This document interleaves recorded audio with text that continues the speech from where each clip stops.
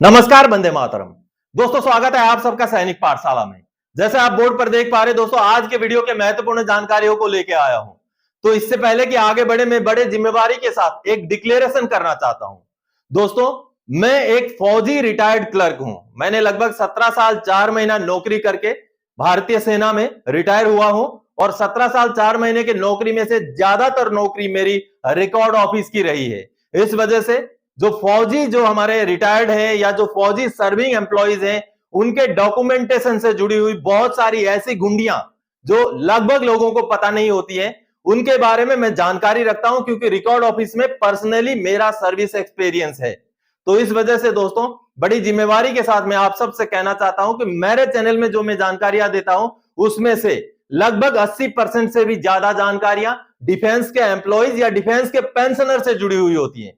चाहे आप family pensioner भी हो, डिफेंस, आर्मी, नेवी, एयरफोर्स, उनसे जुड़ी हुई होती हैं। और बची हुई जो 15-20% जानकारियां हैं, वो पैरामिलिट्री से जुड़ी हुई होती है। और आप सबको और एक डिक्लेरेशन दे दूं, मैं अपने चैनल से खास करके किसी भी राज्य के जो सिंचाई विभाग, बिजली विभाग, शिक्षा विभाग, ऐसे पेंशनर्स का या ऐसे एम्प्लॉइज का जानकारियां नहीं देता हूं। हाँ, कुछ जानकारियां कॉमन होती हैं, जैसे डीए की बढ़ोतरी हो गई। अगर आप केंद्र के कर्मचारी हैं, केंद्र के पेंशनर हैं, दूसरे विभाग के भी हैं, तो वो सारी चीजें कॉमन होती हैं। और भी कुछ पेंशन के रूल्स कॉमन होते हैं, तो वो जानकारियां हो सकता है मेरे चैनल से आप सबको भी मिल जाए। अदरवाइज मैं अपने चैनल से जो जानकारियां देता हूं, वो डिफेंस पेंशनर, डिफेंस एम्प्लॉइज और कुछ हद तक पैरामिलिट्री फोर्सेस के जो पेंशनर्स हैं या एम्प्लॉइज हैं, उनके लिए होती है दोस्तों। तो मेरे लिए, मेरे चैनल के लिए जो डॉक्यूमेंट्स, जो कागजात होते हैं, वो सीजीडीए के लेटर्स, रिकॉर्ड ऑफिस के लेटर्स, पीसीडीए के लेटर्स, आर्मी हेडक्वार्टर के लेटर्स, डिफेंस मिनिस्ट्री के लेटर्स, पेंशन मंत्रालय के लेटर्स, वही मेरे लिए फाइनल होते हैं। उन्हीं के बेस पर मैं आप सबको जानकारियां देता हूं। और दोस्तों, मैं एक रिटायर्ड फौजी हूं, एक रिटायर्ड एम्प्लॉय हूं। इसी वजह से आप सबको डेली 1 या 2 वीडियोस में आप सबके सामने रख पाता हूं, क्योंकि मेरे पास समय पर्याप्त है। इसलिए मैं बैठता हूं, रिसर्च करता हूं, जानकारियां निकालता हूं और आप सबके सामने रखता हूं। अगर मैं सर्विस में होता तो शायद हफ्ते में 1 वीडियो भी मैं आप सबके सामने नहीं ला पाता, क्योंकि मुझे अपना टेबल का भी काम देखना होता। मैं जो जिस विभाग में मैं काम कर रहा होता, उस विभाग का काम भी मुझे देखना होता। तो ये था मेरा डिक्लेरेशन। चलिए आगे बढ़ते हैं आज के वीडियो की महत्वपूर्ण जानकारियों की ओर। सबसे पहले दोस्तों, 30 मई को पेंशन मंत्रालय का आदेश, अब ग्रेचुइटी के अमाउंट में 5 लाख की बढ़ोतरी। जी हां दोस्तों, 5 लाख की बढ़ोतरी को पेंशन मंत्रालय ने मुहर लगा दी है। 30 मई 2024 को लेटर निकाल दिया है। चलिए लेटर देखते हैं, उसके बाद समझाऊंगा कि इसका फायदा किसको किसको होगा। क्या पुराने पेंशनर्स जो रिटायर आ चुके हैं, ग्रेचुइटी ले चुके हैं, क्या उनको भी फायदा होगा या किनको फायदा होगा ये जो बढ़ोतरी है उसका। चलिए पहले लेटर देखते हैं। दोस्तों, पेंशन मंत्रालय ने ये लेटर 30 मई 2024 को निकाला है। जैसे आप देख पा रहे हैं, ये लेटर है 30 मई 2024 का, जिस लेटर में ग्रेचुइटी की बढ़ोतरी को लेकर के क्लैरिफिकेशन दिया गया है। Enhance of maximum limit of gratuity to central government employees on reaching the dearness allowance rates to 50%. Implementation of recommendation of the 7 CPC.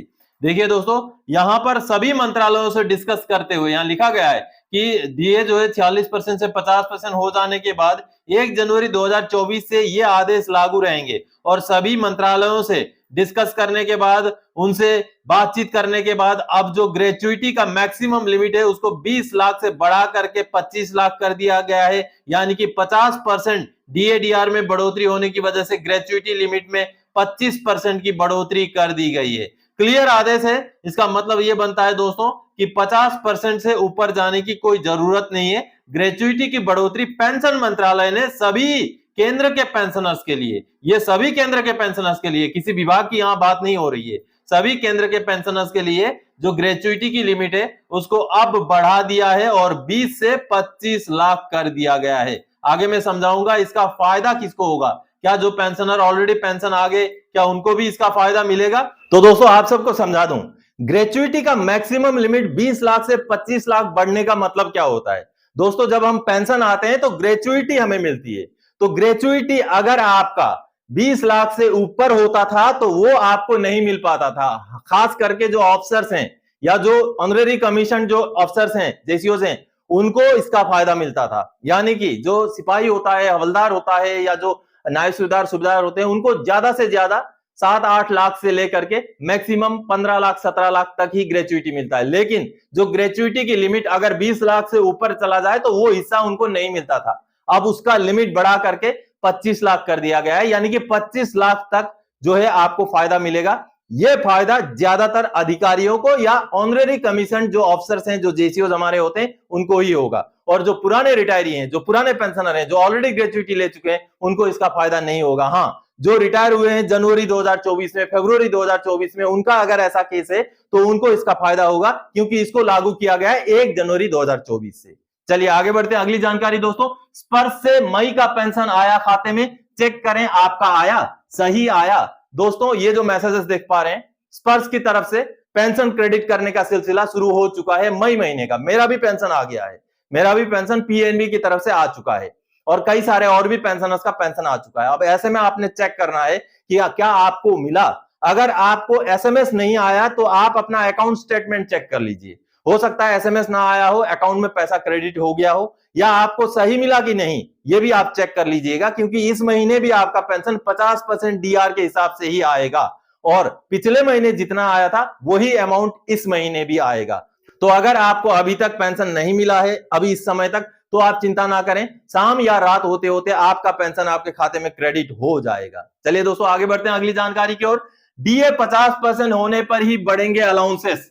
Lok Sabha से, पीसीडीए से, सीजीडीए से और आर्मी हेडक्वार्टर से आया क्लैरिफिकेशन। जी हां दोस्तों, डीए डीआर का जो रेट है 50% पर या 50% से ऊपर होने पर अलाउंसेस बढ़ेंगे। इसका क्लैरिफिकेशन लोकसभा से भी मिला हुआ है, सीजीडीए, पीसीडीए, आर्मी हेडक्वार्टर सबसे मिला हुआ है। अब ये जो सामने आप लेटर देख पा रहे हैं, जो पीसीडीए का लेटर है, और ये लेटर है 15 अप्रैल 2024 का।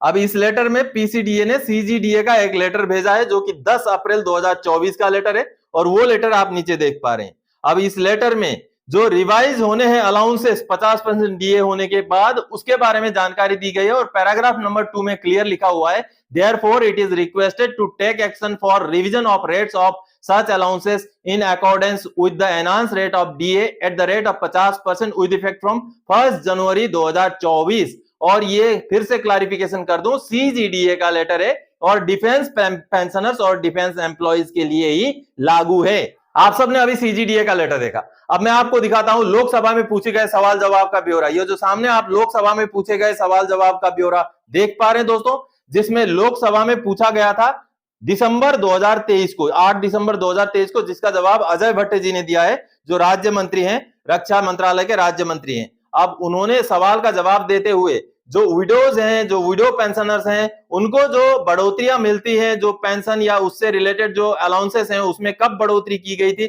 उससे पूछे गए सवाल का जवाब उन्होंने दिया था, जिसमें x gratia, 100% disabled children grant, orphan grant के बारे में जानकारी दी गई है। जिसमें सबसे महत्वपूर्ण नीचे वाले जो 7 नंबर, 8 नंबर और 9 नंबर अलाउंसेस हैं, cost of books and stationery, cost of uniform, clothing, इनमें पहले कितना मिलता था, 1000 रुपए, 1700 रुपए, 500 रुपए ऐसे मिलता था, जिसमें बढ़ा करके कर दिया गया 2000, 2000 और 700।